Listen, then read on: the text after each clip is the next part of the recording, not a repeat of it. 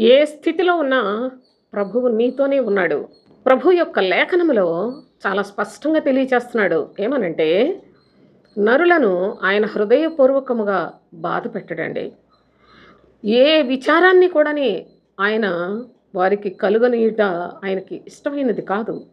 అయితే ఒకవేళ నీవు బాధపడినప్పటికినీ, ఆ బాధలో నీకు నెమ్మదిని కూడా కలుగ చేస్తాడు. ఆయన కృపా సమృద్ధి కలిగిన వాడు గనక జాలి చూపిస్తాడు.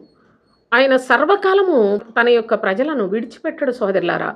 మనకు ఆయా సమయాల్లో బాధ కలిగినప్పుడు, విచారములు కలిగినప్పుడు, మన యొక్క ఆత్మీయ జీవితంలో మన లోపములను తెలుసుకోవడానికి, మనలో ఉన్న అవిధేయతలను తెలుసుకోవడానికి, వాటి నుంచి విడుదల పొందటానికి ప్రభు మనకు సహాయము చేయుటకు, ఆయన మనలను ఆత్మ సంబంధులుగా మార్పు చెందినట్లు ఆయన కృప ద్వారా విడిచిపెట్టాడేమో అనేలాగా అనిపించినట్లుగా మనము మన బ్రతుకులో ఎదుర్కొంటూ ఉంటాం. కానీ ఆయన సర్వకాలం ఎప్పుడూ నిన్ను విడిచిపెట్టడు.